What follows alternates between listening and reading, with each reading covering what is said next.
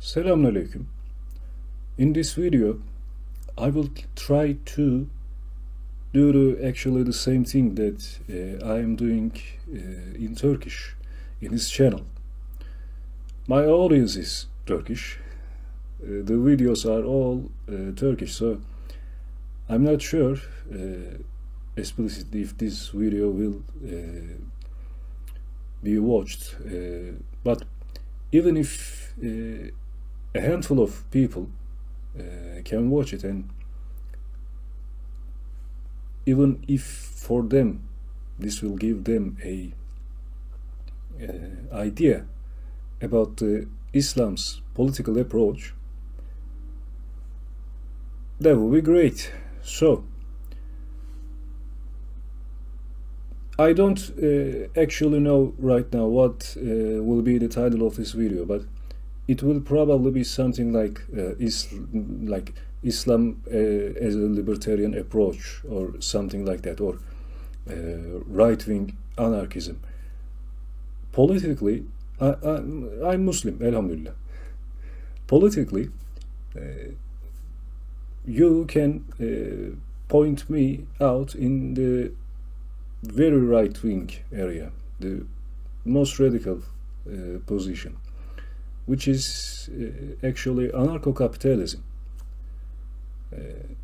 or as I want to call it more accurately, a free market anarchist.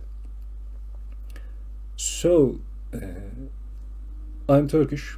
I was born and raised in Turkey, so I know what the Islam actually is. I mean, I'm not like some European guy, or a guy who was born and raised in non-Islamic culture. But my actually this perspective and defending the Islam and Islamic Sharia as a most moral and the right political system of sort is not always present with me. It's not something that I thought about. It's not something that, at least in Turkey, most of the people thought about or thinks about. People are Muslim, but Islamic Sharia is a way of living and the political structure. People tend to think that it is old-fashioned, it's not going to work anymore, and it was just a dream that we had.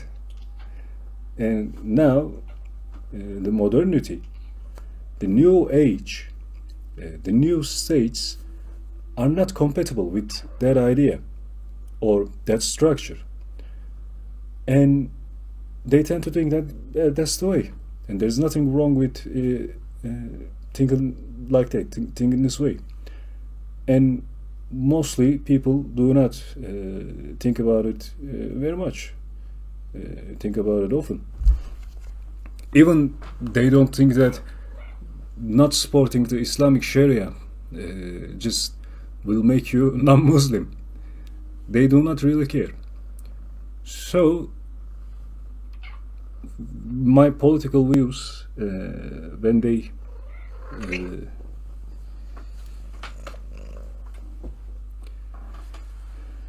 my political views began to grow, they tend to be right-leaning, libertarian, you can call it. Then I started to look into Islam and Islam's way of politics. Then I found out that it is mostly compatible. And this is not a weird thing. This is not something that is that you won't expect. Because when you say in politics a libertarian view, it is mostly the way the nature works. The right-wing politics look at the nature and try to understand how that works, and try to be a part of it. When you talk about the left side of politics, the leftists, this segregation can be used to define these two terms, I think. They do not look at nature and how it works. They make a nature in their mind and they try to implement that nature to reality, which of course makes disasters of many kind. So Islam is of course what has been created, the nature.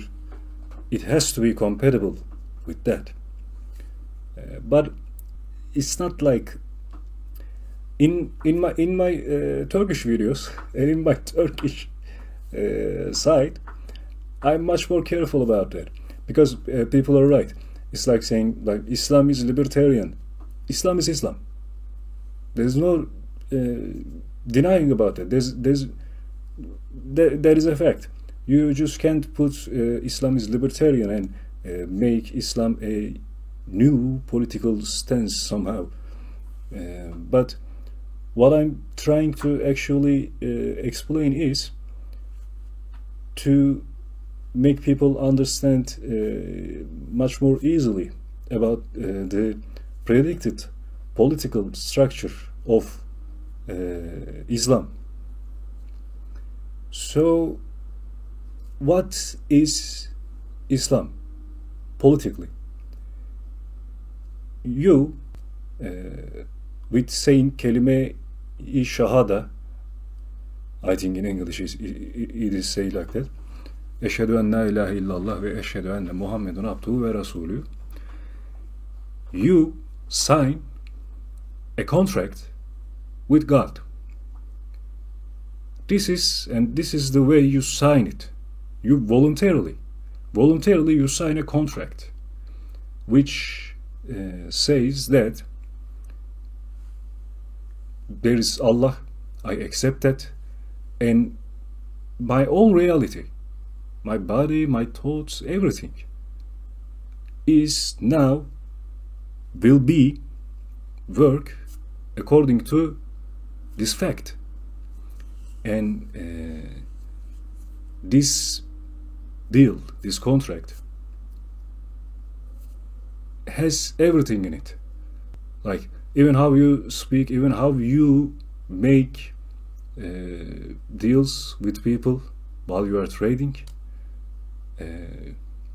and all aspects of life is managed and controlled by this contract. Why? Because Islam's God, because there's a lot of gods. It's not. They are not all the same. When we are specifically saying the Islam's God, Allah Jelle Jalaluhu, it's not like Zeus.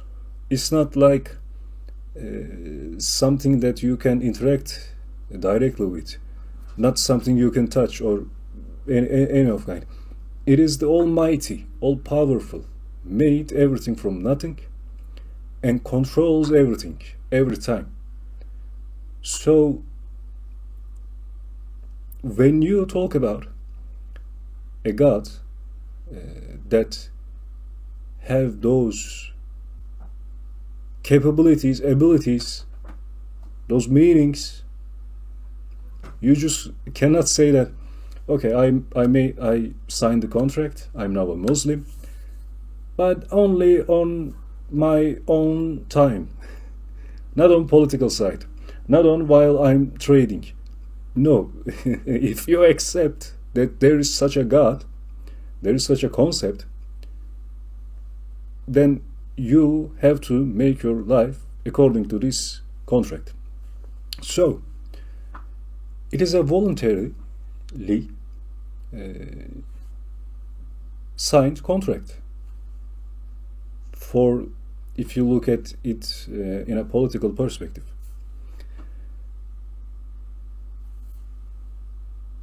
So this is the actual, I think, the most important way of understanding Islam, I think. Because nobody has to become Muslim. And nobody will try to make someone Muslim, even if they don't want to. This is not how it works. Even in the Sharia, Islamic Sharia. So, what happens after that? In an Islamic Sharia, the way the Islam predicted how the societies will function, in that state, Muslims will go and Sharia courts to resolve their cases. There's nothing problematic with that, because you voluntarily signed the contract. So, in a political perspective, the narrative for modern states that if you live in a society, you sign the contract to be in this society. But it's not actually a contract that we have signed. And this is one of the points of anarchism. You're telling me that I've signed that. No, I have not signed that. You didn't ask me. You just made a contract and just accepted that, yes, everybody has signed that, and now we're going on. It's not ethical. It's not moral.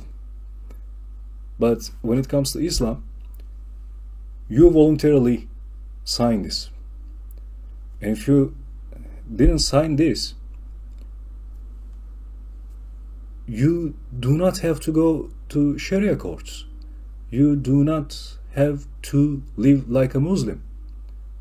You can live as a Christian, as a Jew, as an atheist. It's not something that forces you to become a Muslim, live like a Muslim, resolve your cases in Sharia courts. No. So, in Islamic Sharia, in this political system, what will the non-Muslims do? They have their own courts. They can voluntarily attend their own courts to resolve the cases. So, it has always happened like that.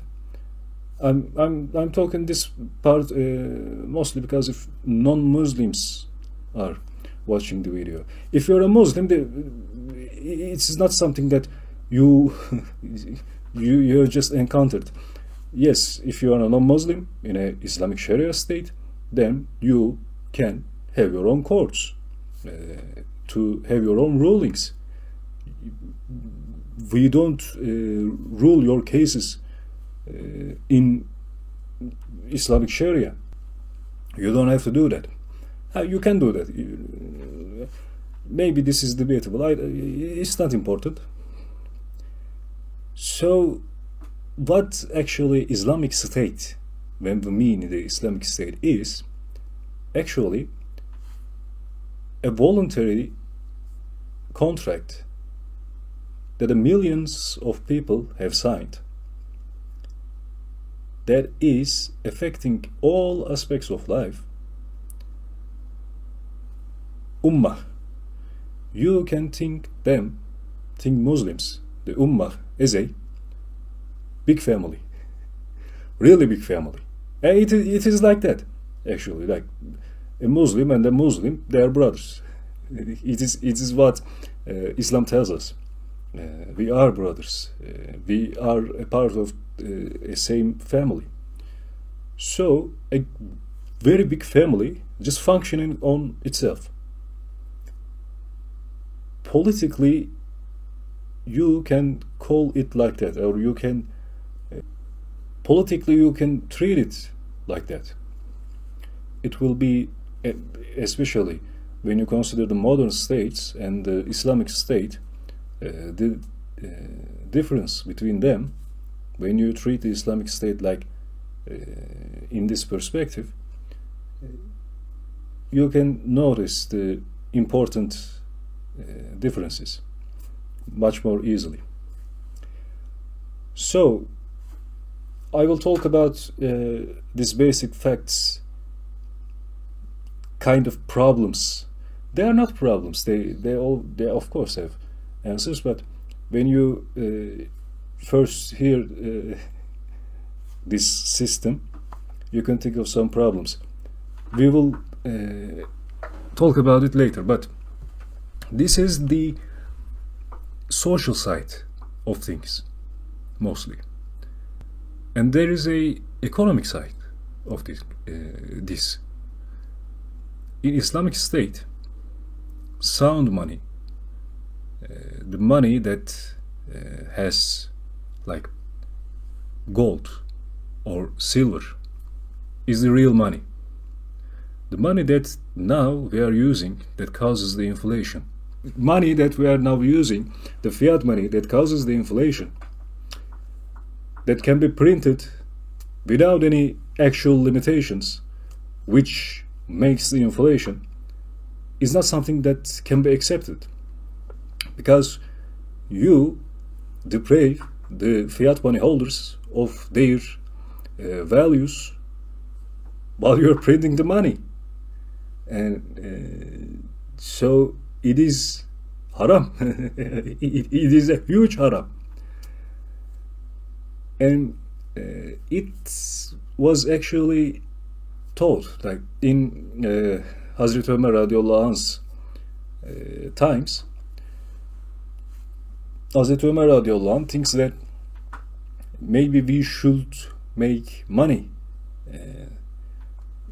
How are we gonna make the money? At that times they do not actually have their own money.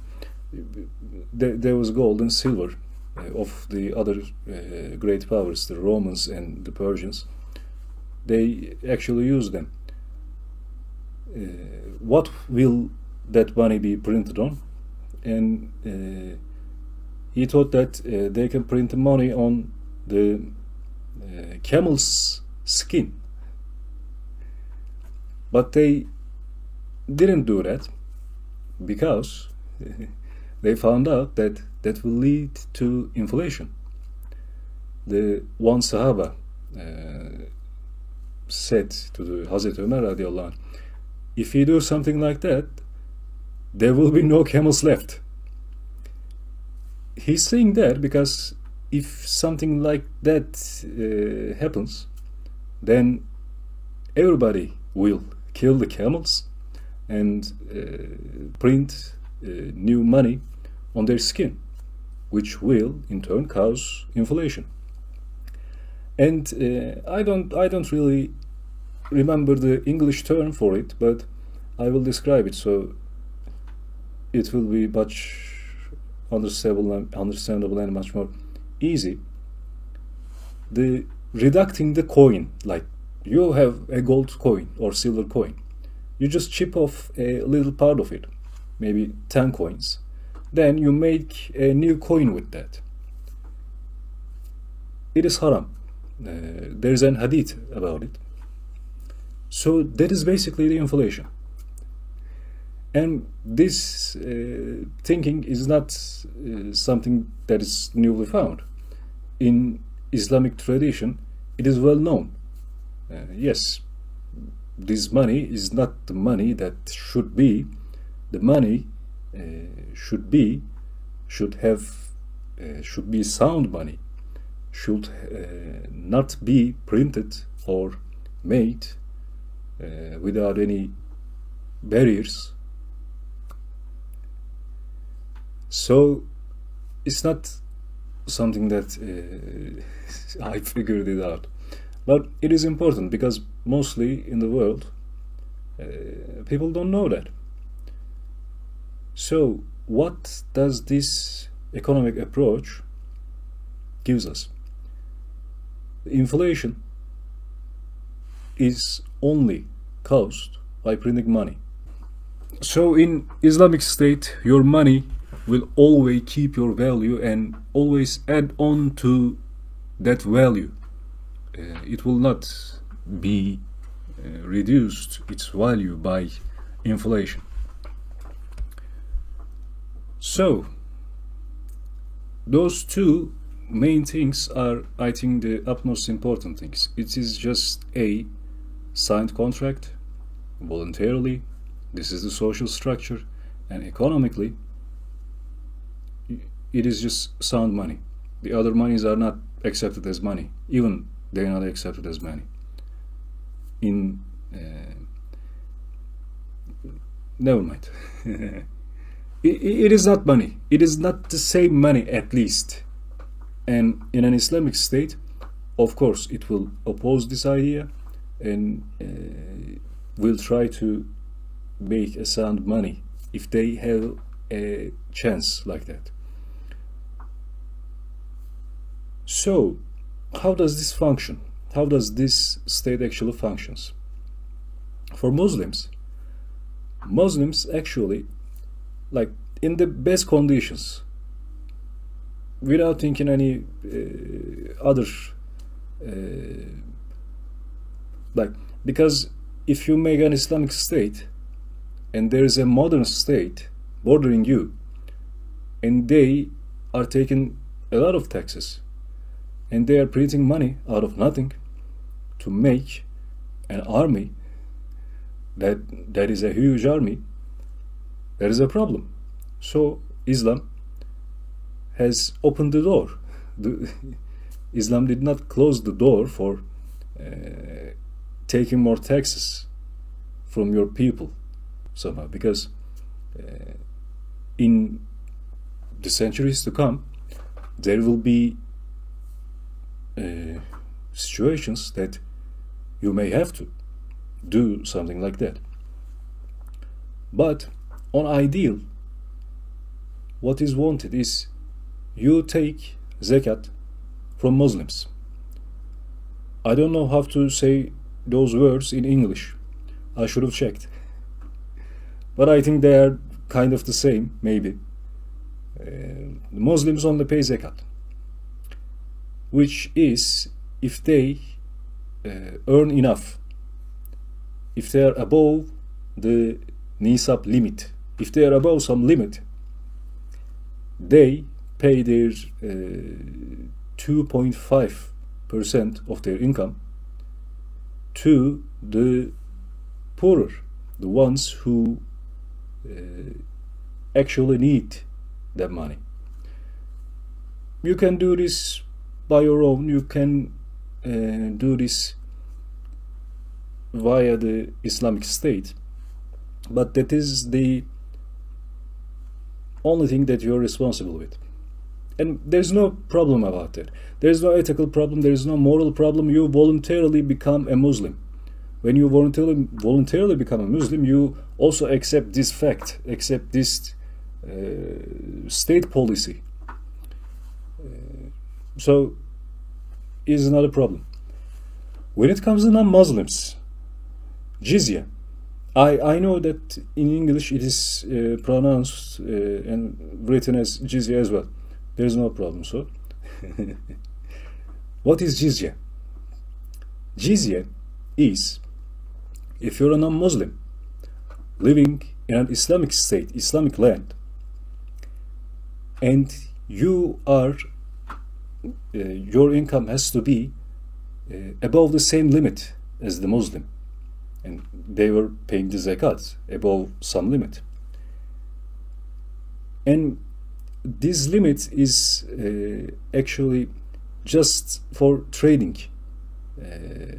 properties. Like, if you're a non-Muslim living in an Islamic country, it is the ideal. You just work a normal job. You have family, you have kids, you have your own house, you have a car, you have money to grow your kids. You're not going to pay jizya.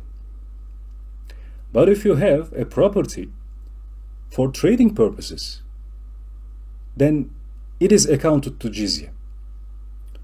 And when you reach that limit and go beyond the limit, you have 1 year. In that 1 year, you don't have to pay jizya. After this 1 year, if you are still earning that much, then you have to pay the jizya. What is jizya? Jizya is price the non-Muslims actually pay to the Islamic State, to the Muslims, to defend them, defend their trade. It's the Islamic State, the Muslims, the Ummah, actually kind of functions like just as a security business, security company to the non-Muslims. So they have jizya, and in order to have this jizya, in Asr-ı Saadet times, I don't know if Asr-ı Saadet is how to tell it in English, but Rashidun times, Hulefai Rashidun, the first 4 caliphs of Islam, and they were the Rashid ones. They were the utmost important caliphs, and how they manage the state is essential to Islamic politics. In their times, when some new area is in the hands of the Islamic State, those areas non-Muslims make an agreement with the Islamic State on how much jizya will they pay and what the Islamic State will offer to them. So it is an actual contract that the people, the non-Muslims, trading in this land, just make a deal with the Islamic security company to provide them security, provide their trade security. So how do we know if this is jizya is just for security? Like, how can we be sure about that? When the Islamic State at the Rashidun times found out that they cannot provide the security of the non-Muslims in nowadays Syria against the Byzantine attacks, they gave back all the jizya they had collected from those non-Muslims, because they will not provide their security anymore for that time. So it is just the money taken from non-Muslims in order to, and it is actually not something like you can take from the Muslims and you can spend it whatever you like. No, you take it from them and you spend it to make them and their trade secure. So those two things are in ideal Islamic Sharia, Islamic State. Those two are essential, and there is just those two things. But like I said, there's reality. A modern state can print money out of nothing to destroy you somehow, and in those realities, Islam isn't closing the door, which it has to, actually. But what is good in this Islamic State, Islamic Sharia, is that you just cannot take more taxes without any actual agreement and just spend it any way you want. It's against Islam. And there is so many things in Islam, and especially in the Islamic State, that will prevent this kind of thing, that it's not going to be functioning like that. It will not be functioning like that. So,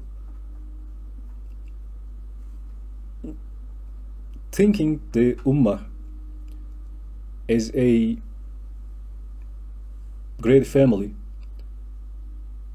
and in this great family's property, great property, there is non-Muslims living, and of course they have their own property. I will come to property later. It is their private property. Nobody can do anything to them. It is really restricted in Islam.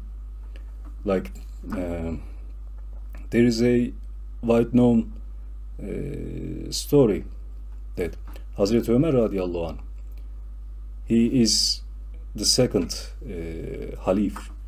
He, in his times, the Islamic State has faced its first big growth. So the functioning of the state is mostly from his times. It was decided in his times, mostly. So he was just at night time walking down the street, and he heard in some houses, not actually in the house, but the porch of the house, the garden of the house, that one old man is drinking wine, which is haram, and chatting with some girls, which is haram. So Hazreti Ömer radiallahu anh, he was the Halif at the time, break into his house and says, "What you doing here?" Like, he was angry, of course. The man was Muslim, the property owner, and he says to the Halif that, "Okay, I made an haram, I made a mistake, but you made too many harams. You are checking on me. You are entering my property without my approval, and you are just announcing my haram to the people somehow." And Hazreti Ömer radiallahu anh finds him right and goes back. So the private property sense is very strong in Islam, even if you commit harams. It's not, even the state cannot interfere with your property, or especially if you're a non-Muslim. Because if you're a Muslim, it is ethically and morally is easy, because you signed the deal. So Halif can do that. And in this story, just think about that he was the Halif, and he is not someone that is, let's just say, he is not like the first Halif.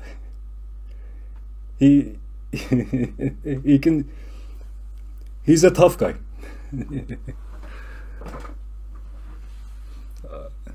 So, and especially he's the Halif, and it is not something that happened like 100 years ago. It is from 1,000 years ago. And at that times, even if you're not a Halif, but you're just the king, the things weren't like that at that times. And even in that times, this mentality was in Islam strongly. So the last important thing is property. How the property will be managed. In the monarchy times, in the monarchies, the property were owned by the monarch and his family, or her. Turkish language does not have his, her. So there was no problem because, like in the case of Ottomans, the property of the nation, mostly, except the private properties, are owned by the Ottomans, and they decided how to function them, and they decided about them. But when the monarchies are destroyed and the modernity politically have become the new norm for the world, this has changed. They said that now every citizen of this republic owns this property. How will it function? If I am owning the street and you own the same street as well, and every citizen owns the street as well, how are we going to decide about the street? I want a street lamp. You don't want a street lamp. So what? What we going to do? So in order to make this process, actually, this is a situation which the property is not really owned. It is a property that is not owned by anyone, actually. If you say that the property is owned by everyone, then nobody has this property. In order to make this situation last longer till the end of time, they made the modern democracy. So how are we going to decide about this property? I'm going to vote, you're going to vote. If your votes are superior to my votes, then we're going to do what you say.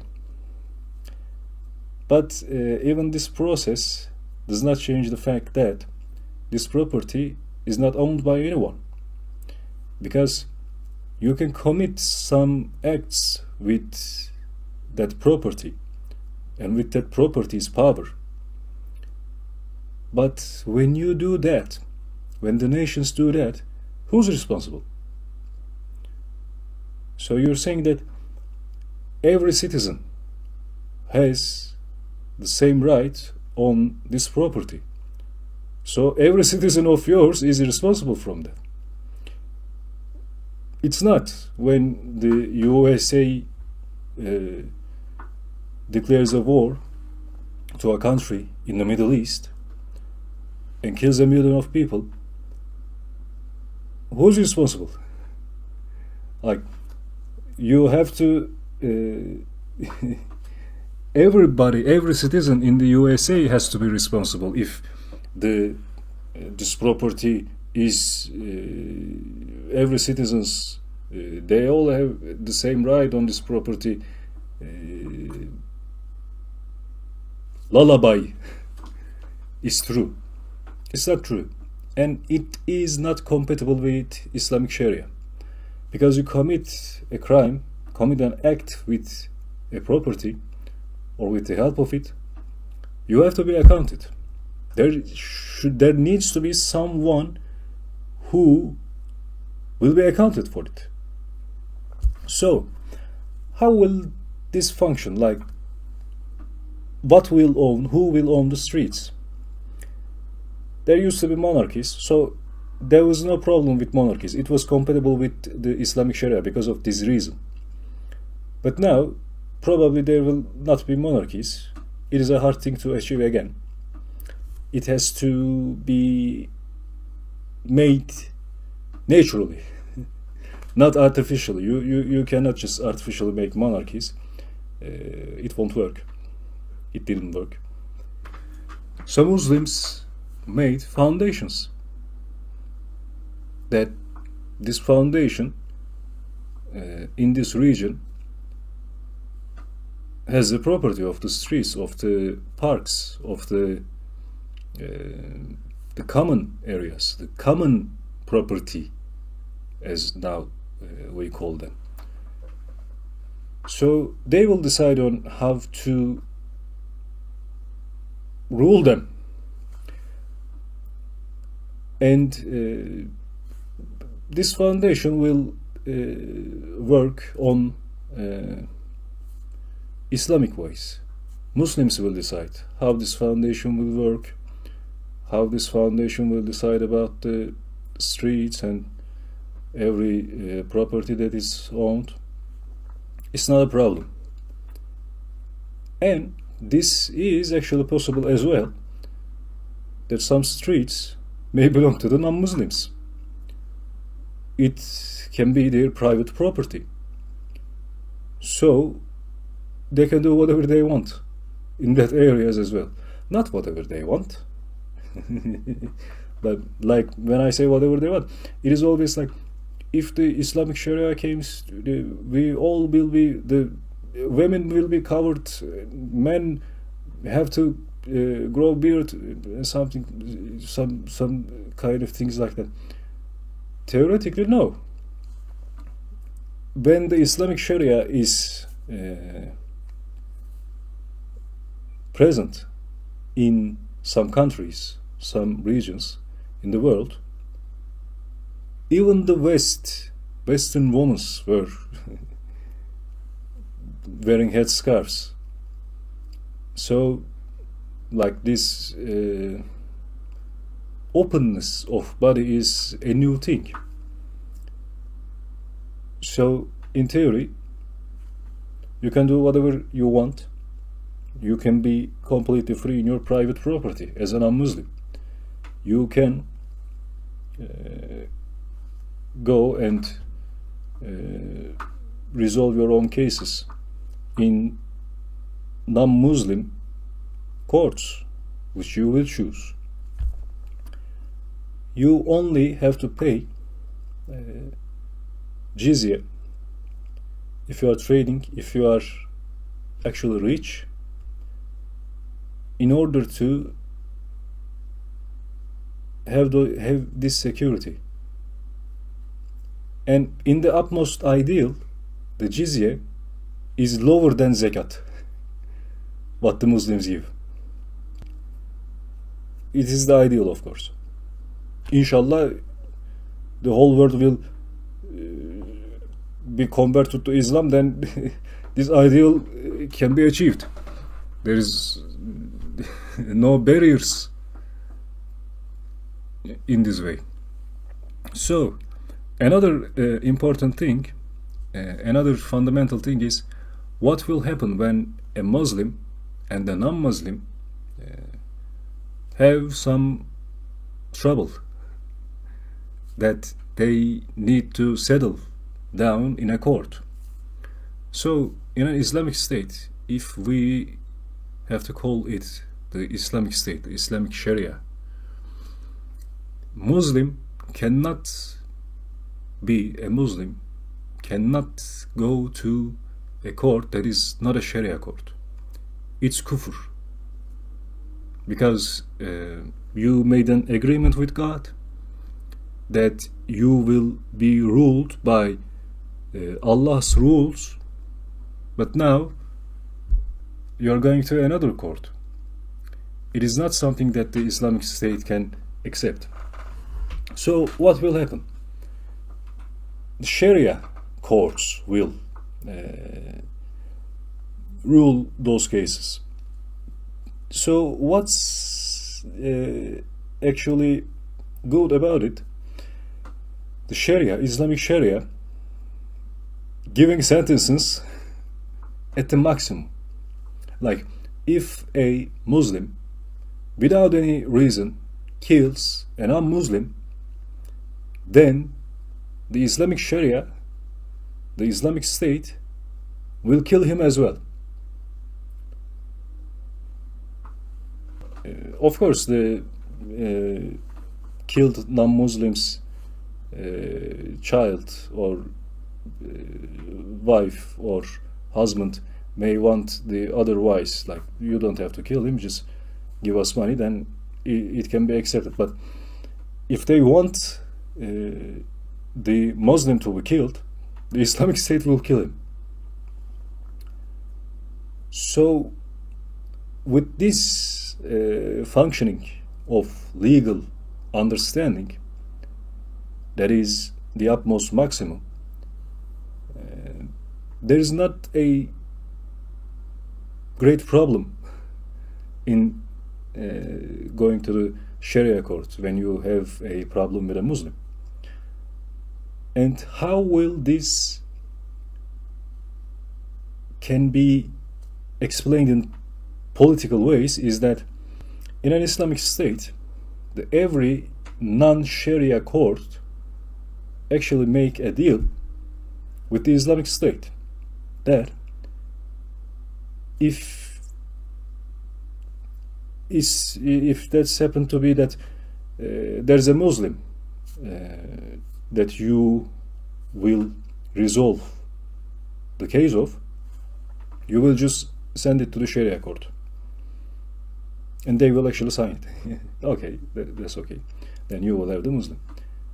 And this is something that has to be done in order for us to conclude and say that, okay, that is a Islamic State, that is a region where Islamic Sharia is now working.